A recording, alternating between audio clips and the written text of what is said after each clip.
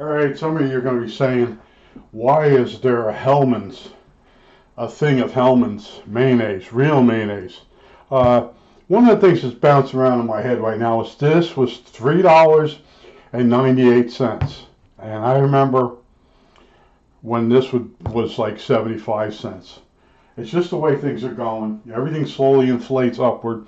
But now that I got the Huff and Puff working, and I'm satisfied, I've done all the experiments, I've worked with the eBay frequency counter display, the LCD one, all these different things. Now I've worked with, I know how they work, I know what to expect. So now it's a matter of cleaning up the mess again. And it's not real bad because I have a place for everything. And I want to go over one more time with you about getting organized. And the reason you get organized is if you're organized in life, you're actually living longer. You're spending less time looking for things. Now, I watch other people's videos and I can see their flaw. Everybody's got a flaw in themselves. The one person has moved like 4 times. They're not organized and they can't find anything. And their videos are becoming more of a complaining. I did this isn't going right for me. That ain't going right. That's because you've reached the age where nobody wants you. Okay? I hate to say that to you, but that's the midlife crisis age. Now, no one has told you, I'll tell you. I won't email you directly, but in other words, life is not short. People tell you life is short. The short part of it is when you are part of the system itself. When you have an intrinsic value to the system, someone wants to hire you, someone wants your knowledge, okay? And before you get to that level, you're a teenager. And then little by little, someone wants to hire you because they're going to underpay you and work you hard. If you quit, they'll just hire somebody else. Then as you get knowledge, certain people want you. And then if you got too much knowledge, they know you'll want more money, and they'd rather hire someone with less knowledge and will take less pay. And I bumped into these people, and they keep talking about this one guy's 80 years old. He's still going on job interviews, and he's delusional. Okay, he'll actually fly to another state and have a job interview, and it's all for their personnel person to say, I interviewed someone for the position, and it was an older person, so we don't discriminate. It's all a sham. But there's a period of time in life that people will actually hire you, and you have knowledge that they want. You don't have any hang-ups. You don't have any attitudes, and that's where it goes smooth for you. That's the short part of life, okay? Your relationships, you may have children. It's all in this little zone area, and then you get old, and then your body starts to deteriorate. I'm telling you, my new saying here is, I'm falling apart one bolt at a time, and I am. And I made it to 70, but you realize, you start looking back, how come this went bad, this went bad? But you can spot other people's problems. Like the one person keeps moving, they have no system. And I tell you, get yourself some shoe boxes, plastic shoe boxes, and number them, and get a booklet, or just get the clear ones where you can see inside. Put all your volume controls in one shoe box, all your resistors in one shoe box, and stack them on a shelf. I've showed you my system. I can find a part usually within 15 seconds. And why I did that wasn't my idea. I'm sitting home out of work, middle life crisis, and I had Oprah on, and there's this guy, and he comes out and he tells you, he says, look, if you can get yourself organized, you're technically living longer. People spend more time trying to find things. They rebuy it and lose it a second time. I've been around all those people. They frustrated the crap out of me. They constantly were borrowing stuff from me because they couldn't find theirs. My father was famous for that.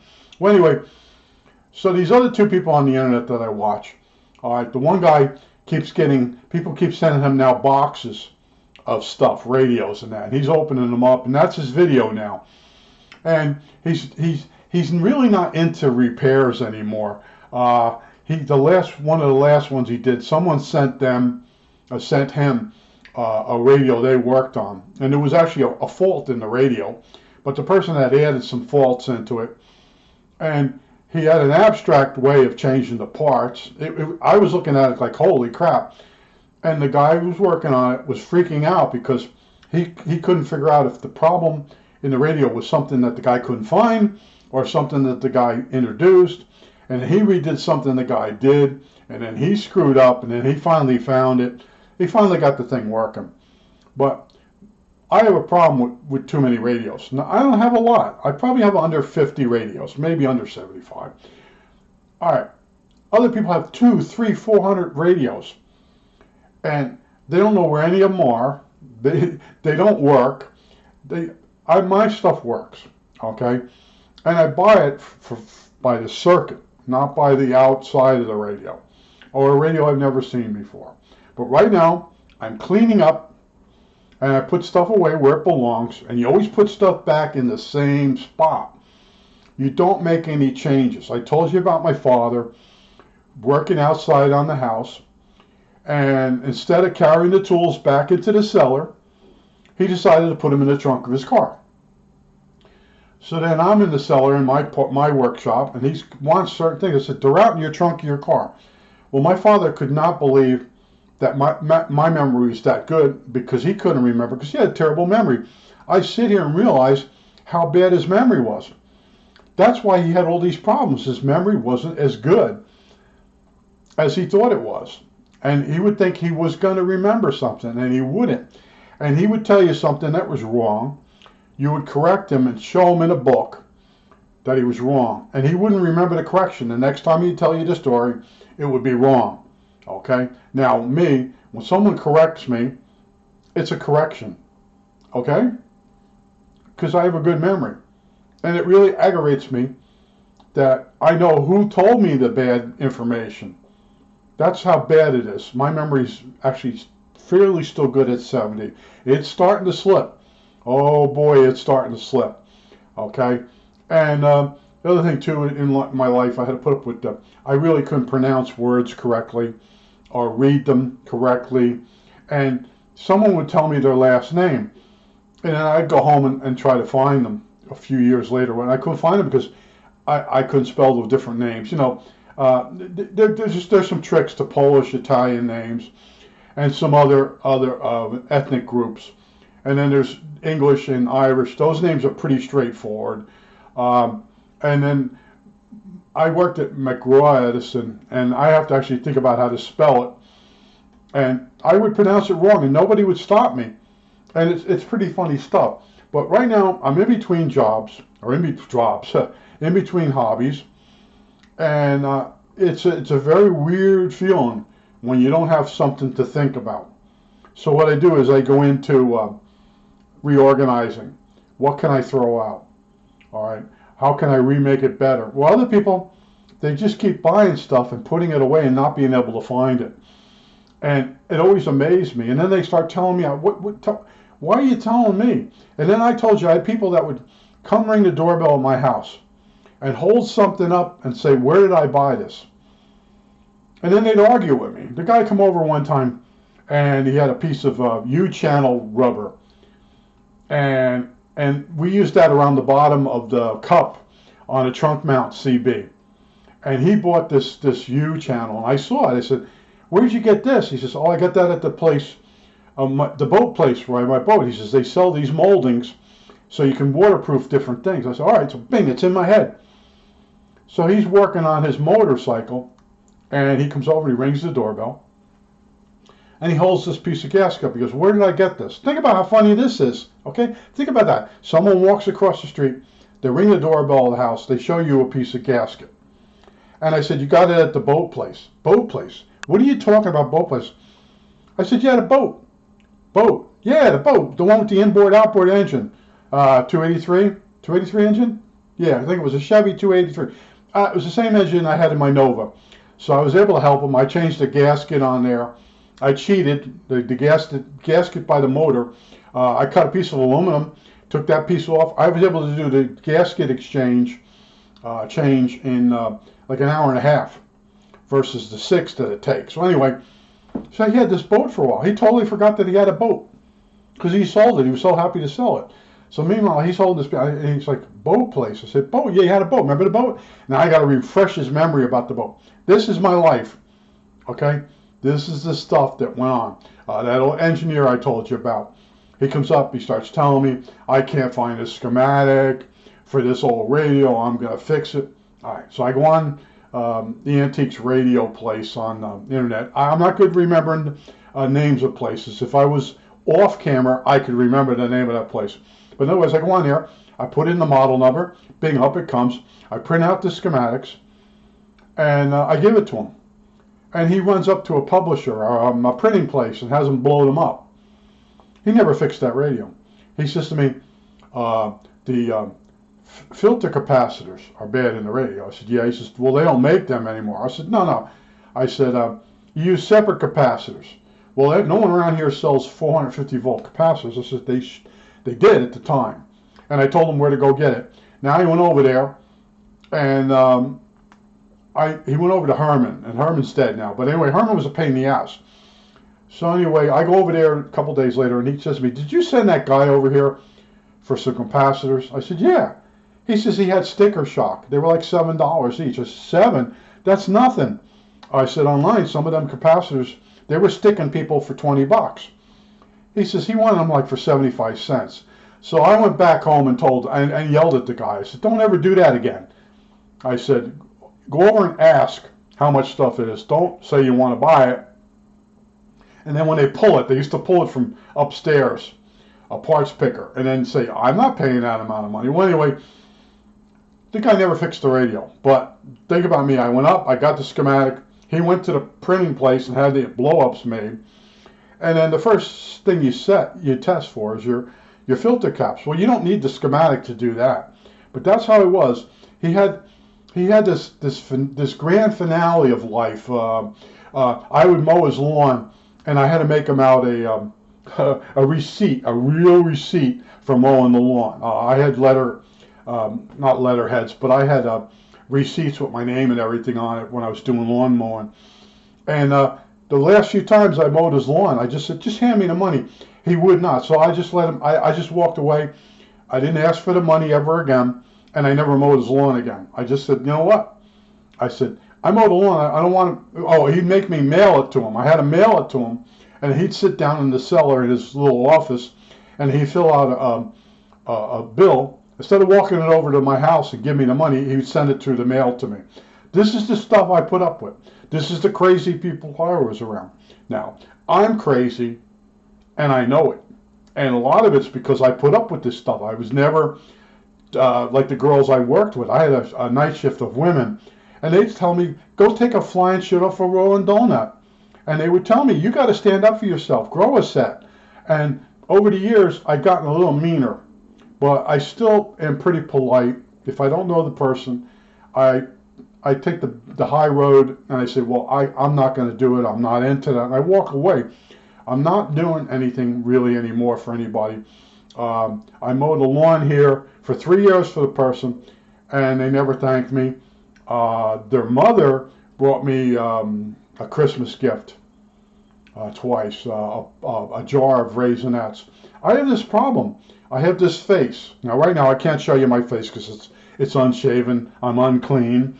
And but I have this easygoing face. When I'm shaved, people walk up to me all the time and start a conversation with me like they know me, because it's I guess I have a very friendly face. My body language is friendly, and I tell you my thing. I go for these long walks, and I don't like to shave. I wear crappy clothes so they won't bother me.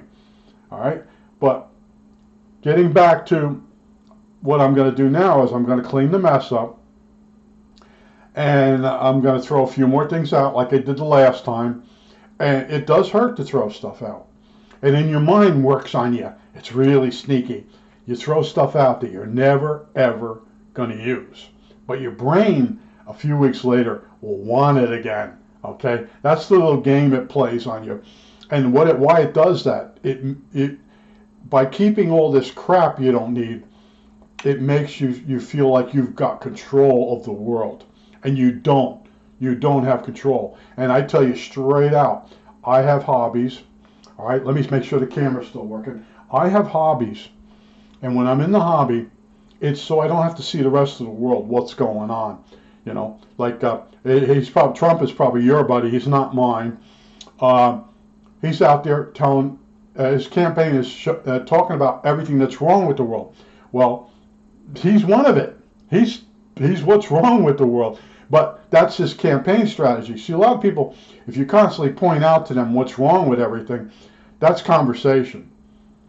And the guy that has to fix everything, like myself, are tired of those people. Okay? Oh, that can't be fixed. That's too... Blah, blah, blah, blah. And then you actually fix it. Now they're mad at you because you fixed it. I spent a whole life of fixing other people's screw-ups. Okay? They'll buy something that they have to assemble. They'll break it because they don't read the instructions. They have big knuckles, and they give it to me, and then I straighten it. I still do that sometimes here. Well, I was pushing this in here. I was trying something. I hate that phrase. I was trying something. No, what basically is you don't know what the F you're doing, and you did something stupid, and now not only do I have to put it together, all right, I have to undo your messes. Now, one of the examples was I had this stupid woman that lived next door to me in New Jersey, and she bought an IKEA thing. It was a filing cabinet. She was going to get organized, ha ha ha, as Lewis Black would say, ha ha ha, ha ha ha ha. Yeah, she didn't get organized. She filled it up with a bunch of paperwork that she didn't organize. She just kept stuffing it in there. Well, anyway, she thought she had put it together, and I had to undo it. Now she's like, "What are you doing?" I said, "You said you couldn't figure out how to put this together." "Yeah." "Well, here I am." "Well, I got that right." "No, you don't." No, I'm not going to explain it to you what you did wrong because I'm over here to put together. You're not paying me to do this. Well, I said, all right, $12. What? $12. $12. Well, I only paid $9 for the filing cabinet. Well, $12. I'll put it together. So I undo it. I put it together real quick, and she hands me the $12. I taught her a lesson. Okay? You want to mess with my head, it's going to cost you.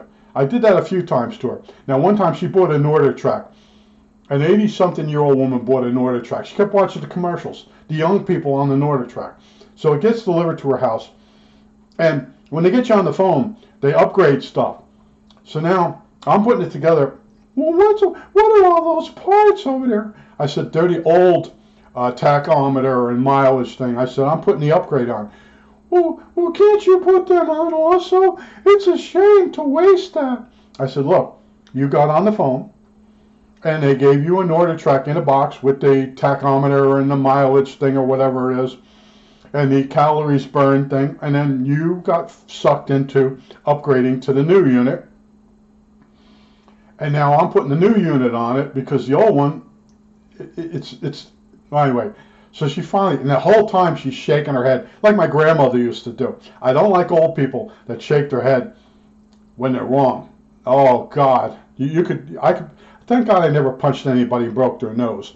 But anyway, that's what she's pulled me. So I put this Nordic Tech on, and the lowest angle you can lower that at, I get on this thing, and it's got the thing that pushes on your belly. It's a skiing thing. You're skiing, and this thing's pushing into your stomach. And I'm like, I don't like this thing. This is bullshit. And it's got a flywheel when you get going. She bought the Nordic Track skiing thing, an 80-something-year-old lady. So she gets on it, and she's like, I said, look, I got to go. I said, if I don't see you for a few days, I'll send them over to get you up off the floor. Well, what do you mean? Oh. I said, you're not going to be able to do this. What was going through your head? No, I'm going to do one leg at a time. So she's showing me, and she puts one leg in it. She's nuts. Okay, so now I go home, and there was this other guy that used to cut her lawn and stuff. He comes over to me. He says, she's complained that you put the Nordic Track together next to her bed. I said, that's where she wanted it. I told her, well, she's saying it's your fault. She wants it in the cellar. And now she wants to give him like $10 to move it to it was freaking heavy. You had to take it apart to get it down the cellar. He says, I'm just stringing her along. She's crazy. He says, she bought a Nordic track skiing thing. I said, yeah. She saw the commercial with all the young people on it. And then she pictured herself that. She's an old fat, she looked like a freaking troll from under a bridge. Unbelievable. But that's the type of people I was around. And I was always so polite. Now, when she died, that engineer guy says, well, she didn't have anything going for her. Well, you don't have anything going for you. You were playing make-believe in the cellar, filling out receipts from me and mailing it to me. Insanity. I was around crazy people. Now, the engineer, he dies, and I have to leave my house. I have the pods on the front driveway, and I'm bringing my goods out that I'm going to keep into the pods, and the rest is going out of the curb. And up comes his wife. Oh, why are you throwing out all that good furniture? I said, because it won't fit in the pods. I said, several people told me to put in what I absolutely want first. And then if you have room, you put other stuff. Well, that furniture is worth a lot of money. I said, not to me, it's not. It's heavy. It's ugly. Well, it's actually gaudy. And I had the striped couch and love seat. Striped. Green striped. So outdated. That's modern stuff. Well, the garbage men came. They didn't even blink. They threw it in the garbage truck, and off it went. But the other thing she's saying to me is, I'm going to California. I need you to water my lawn every day. And I'm like, I won't be here. I'm moving. Well, where are you moving to? She knew where I'm going. I must have told her. I didn't realize she was going senile. Well, anyway, I said, look, I'm moving. Well, I need you to mow my lawn. She kept going in a circle. I said, I'm not going to be here.